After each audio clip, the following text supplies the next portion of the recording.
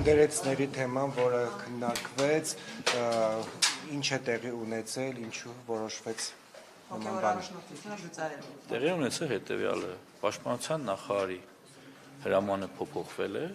եւ փոխվել է ծառայության բնույթը, այսինքն այն շահարկումները, որ հոգեոր ծառայությունը բանակում դադարեցվում է, ճիշտ չէ, բանակում կարող է շարունակվել հոգեոր ծառայությունը, պարզապես նրանք պիտի ենթարկվեն զինված ուժերի բարեհոգեբանական գծով վարչությանը։ Ինչով էր խանգարում Մայրան Աթոռին ենթարկվելը հոգևոր դասի։ Ես իմ բացատրությունը տվեցի, պատճառը որն է, մի բան կարող եմ ասել ձեր հարցինի պատասխան,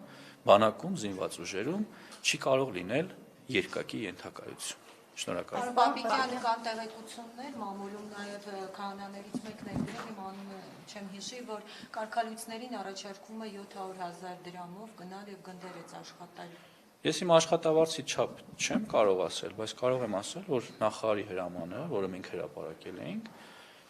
բացահայտում է, որ այո, մենք կարող ենք պայմանագիր կնքել Հայաստանում հայ առաքելական եկեղեցու հոգևոր կրթություն ունեցող սպասավորների հետ, որպեսզի նրանք ծառայեն եւ կատարեն իրենց առաքելությունը։ Աշխատավարձի մասին հիմա խոսել չեմ։ Նկատի ունեն, որ այդպես փորձում եք ներգրավել նրանց, որ ուրանան, ասպես ասենք, եկեղեցին այդ ենթարկել։ Դե եթե Հայաստանի Հանրապետությանը զինված ուժերին բանակին ծառայել ինչ որ մեկը ուրացում է համարում, դա իր անձնական գործ է։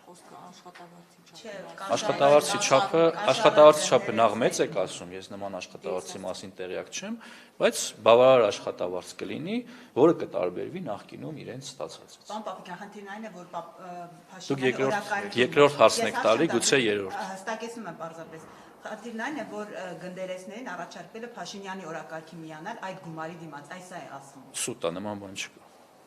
Պարոն Պապիկյան, դուք մասնակցում եք վարչապետի։ Ինչ արված է հրապարակային ասում, իմ հրամանը նույնիսկ ես բացել եմ, որ այս տարընթերցումները, հեքիաթները Այդ հրամանը շատ զուգադիպեց այդ գործընթացին։ Շնորհակալ եմ, համեցեք։ Կարող առանց կաթողիկոսի հետ համաձայնության այդպիսի հրաման տայք։ Հարգելիներս, Հայաստանում բոլոր ինստիտուտները աշխատում են, թող բողոքարկեն, թող դիմեն դատարան, եթե այդպես է,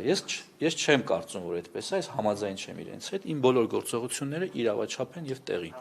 Պարոն Պապիկյան, դուք մասնակցում եք վարչապետին ձեր կնոջ հետ, արդյոք ունեք տաղանդներ ու հաջորդի ձեզ այդ տաղանդները արտահայտելուց մեկում կտեսնենք վարչապետի շրջանակներում եւ ասում են, որ դուք անդրջացնում եք պաշտպանության ոլորտը, երբ մասնակցում եք վարչապետին։ Կմեկնաբանեք ձեր մասնակցությունը վարչապետին։ Անկեղծ ասած, ես ավելի լուրջ հարց էի ձեզանից ակնկալում, ցավում եմ, որ նման անլուրջ օրակարգով են։ Ինչ տաղանդի մասին է։ Հարգելիս,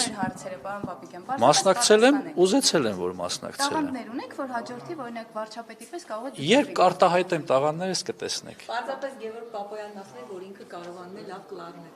նվագել, դրա համար է երևի։ Ես երաժշտական տաղանդ չունեմ։ Պարոն Պապիկյան, լավ լուրջ հարց տամ։ Շնորհակալ եմ։ Ես հարց չտվեց, ես Շնորհակալ եմ։